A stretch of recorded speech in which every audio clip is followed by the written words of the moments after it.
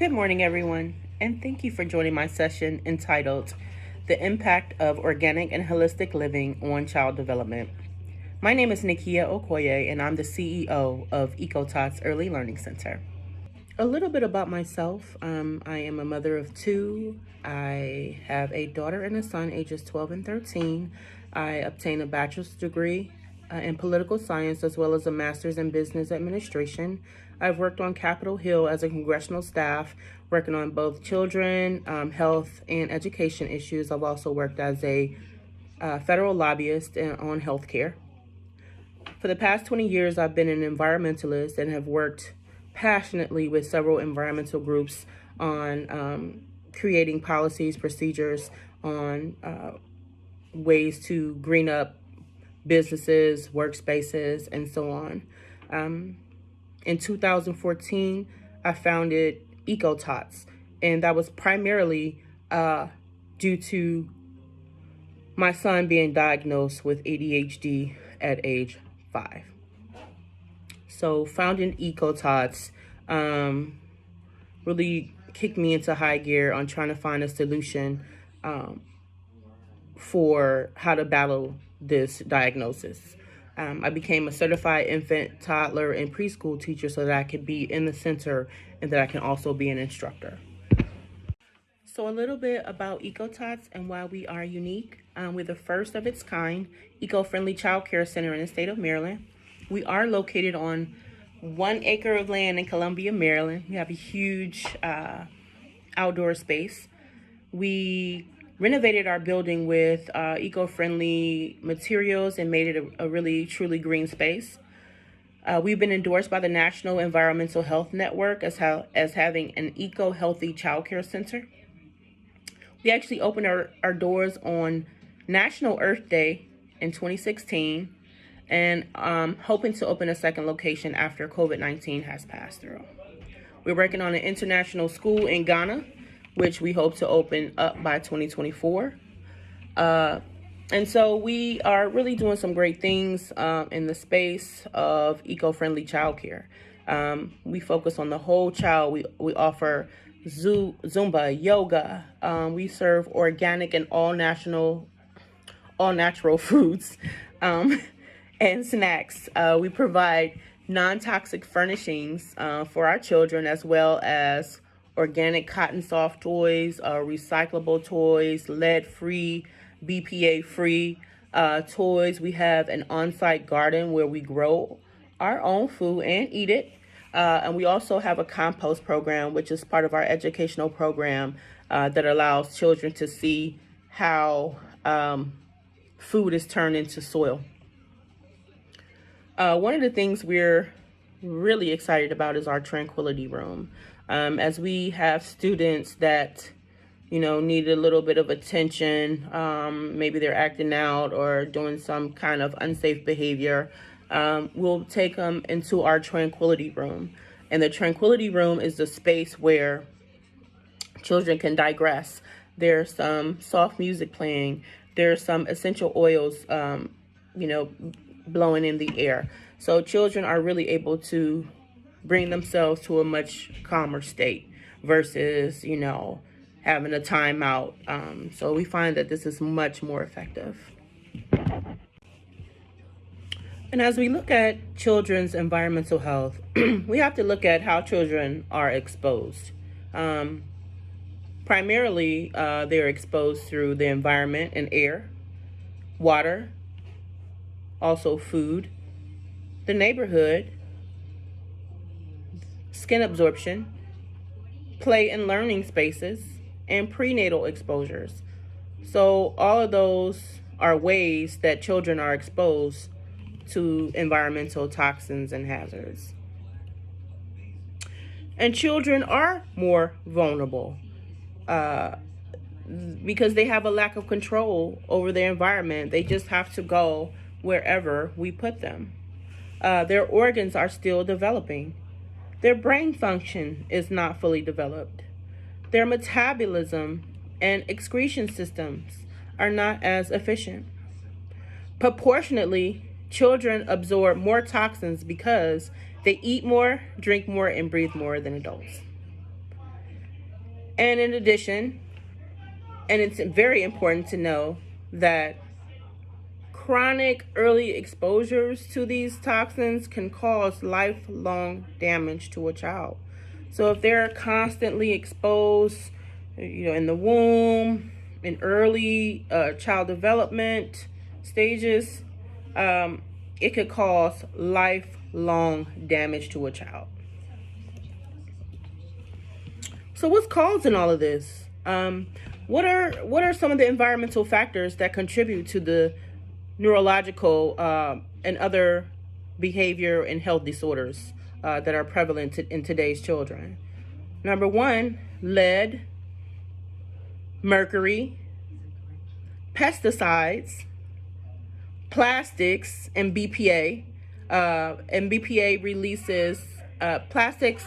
Some plastics release a chemical into your water, into your food, and so that's why when you see BPA free, we want to try to avoid those things being introduced to our children in early development. It's important to take a look at the Toxic Substances Control Act of 1976, where over 85,000 chemicals are listed, but only a fraction of those chemicals have been actually tested for toxicity. So there are products out on the market that could contain high levels of toxins, but they haven't been tested, and they're allowed to kind of be out in the market. Another major health disorder that is caused by environmental factors is asthma. And this is a big one because a lot of our children have asthma. And asthma can come from children can develop asthma from exposure to tobacco smoke, traffic pollution, mold, dust, termites, cleaning products, pet dander, and fragrances. So all of these environmental factors contribute in one way or another to the neurological, behavioral, and other health disorders that children are faced with today.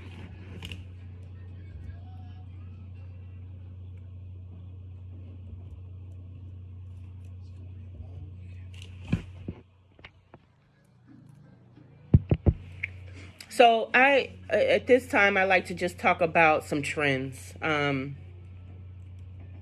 Some trends that are very concerning as it relates to how developmental disorders have increased over the past 10-15 years.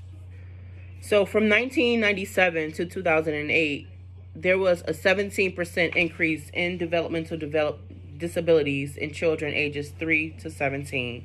From 97 to 2008, there was a 3% increase annually of ADHD cases in children ages 6 to 17. Remember, my son was diagnosed at age 5. From 2002 to 2008, there was a 78% increase in autism cases in children age 8.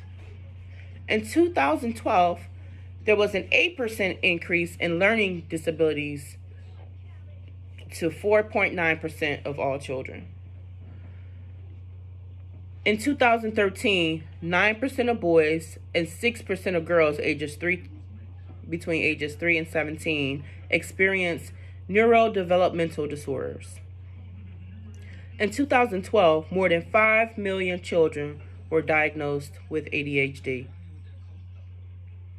In 2014, 1 in 68 children were diagnosed with autism. In 2012, 9.3% of children had asthma, and it was the leading cause of school absenteeism.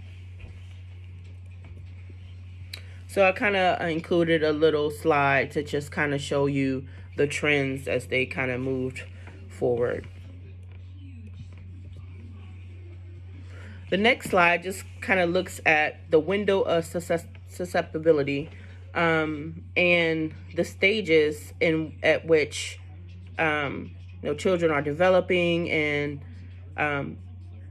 the different parts of their body that are reaching different developmental stages throughout the 38 weeks to full term ingestion.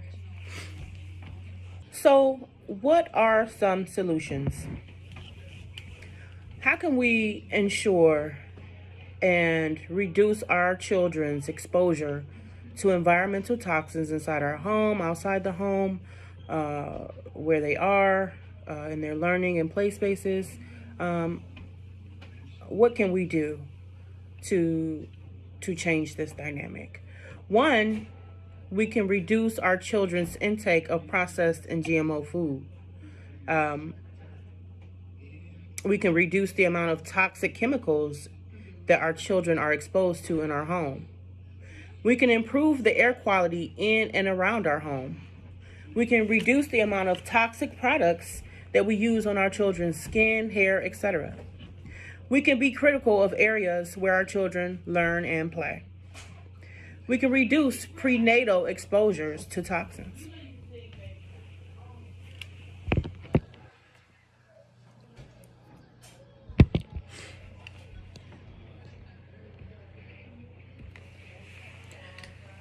And in order to reduce our children's, just to kind of delve into it a little bit further, some things we can do to reduce our children's intake of GMO and processed foods. We can buy organic fruit, buy organic milk and animal byproducts, or substitute those products for plant-based milk and dairy products. I myself, I can't even do dairy, and neither can my children. So we have developed a plant-based approach to our dairy life. You can shop for GMO-free and all-natural foods. Make sure you give your children the GMO-free snacks, not the Cheetos, not the Funyuns. Find some healthier snacks to provide to your children. Pay attention to the ingredients on the labels. A lot of stuff we can't pronounce. I say we can't pronounce it. I don't think we should be eating it. But so just be sure to pay attention to the ingredients and make sure you know what's contained in the product. Try vegan options. Maybe do like a 7-day vegan challenge just to try to introduce some other options to your child. Grow your own food. Make your own baby food. Boil your own water and store it. So at Eco Tots, we have a garden where we grow our own food. The children eat the food that we grow, and they really love the process in doing so. What are some ways you can reduce the amount of toxic chemicals used and exposed, and that your children are exposed to in your home? Just ensure that, one, that lead is not present in your home. There is no safe lead level. Reduce exposures to, some ways you can reduce exposures to lead is just ensuring that, like cosmetics, pay attention to your toys. Lead is in vinyl, lead is in paint. So just paying attention to all of those things, ensuring that your plumbing fixtures are lead free, using BPA registered products, monitoring the use of plastics, reducing the use of bleach, which is one of the major causes of asthma. Use peroxide-based bleach products if you must, and use VOC-free paints, ones that do not contain volatile organic compounds. Very toxic stuff. Choosing safer cleaning products, looking for the Eco logo, looking for the green seal. Some products that I use in my home are Melaleuca 7th generation. We use a lot of plant-based cleaning products. So you can also look into those, as well as store brands of non-toxic cleaning products. Ways you can improve the air quality in your home. Instead of spraying your house with Lysol, aerosols, plug-ins, candles, just boil some cinnamon sticks or lemon, and it will give you the same effect without the toxins. Use HEPA filters in your home, which filter out allergens, dust, and other pollutants. So when you change your filter to your furnace or your heating or cooling unit, however, you should be doing it every 3 months. But make sure you use a HEPA filter, one that's pulling the toxins out of the air. Do not smoke around your child, and so that they avoid second and third hand smoke. Second hand smoke is when they just kind of get the smoke, and third hand smoke is when the smoke is pretty much seeped into like furniture and different things, and the child is laying on the furniture and so on and so forth. Don't idle your car or allow people to idle their car in your yard or around your home. That's constantly emitting all the gases and pollutants into the air all around your home. Reduce the use of scented candles. As I mentioned, boil some cinnamon sticks.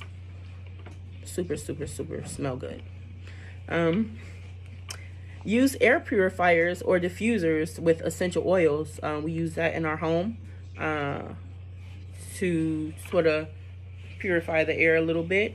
And manage moisture in your home so that you're avoiding mold, mildew situations that can have an impact on the air quality in your home. We started using, I don't know what the name of it, but it's something that pulls the moisture. We use it in our basement. It's a product. It just pulls the moisture out. Baking soda is good too.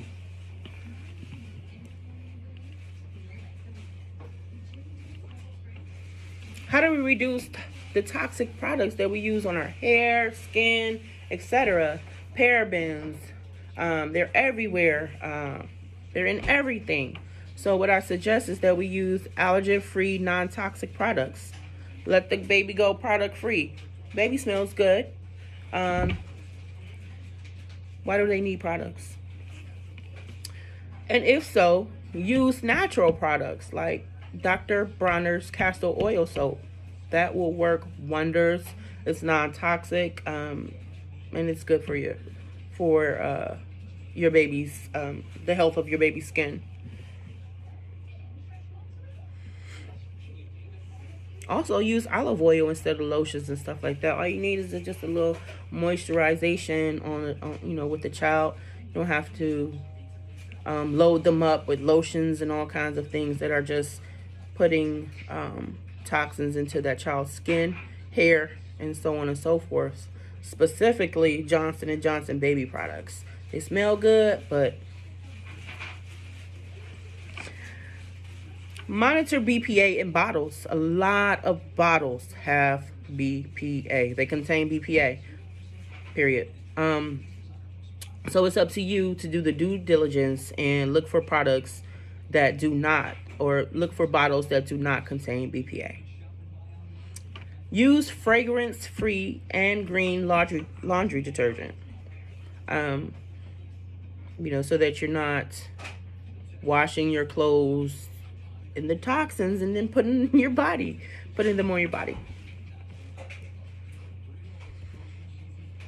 How can we manage learn and play areas? Lead, as some of us know, is very prevalent in soil, and kids love to play in dirt. So it's up to us to just kind of monitor and manage where our children are playing.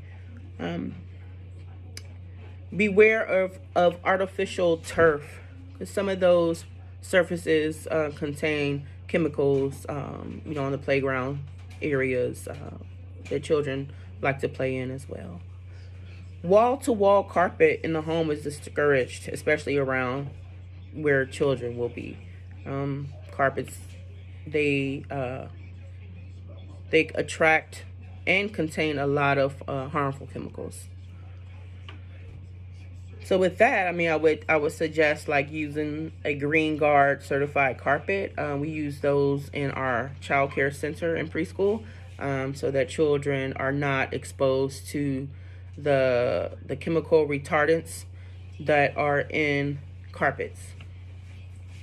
We use natural wood furnishings, untreated wood. My recommendation is that you do that as well in your child's learn and play areas. Purchase and use lead-free toys. Use toxic-free art supplies. We use a product called Eco Dough. We also have made our own Play-Doh using flour, salt, oil, and some other things. So we like to take a natural approach and kind of creating our own products.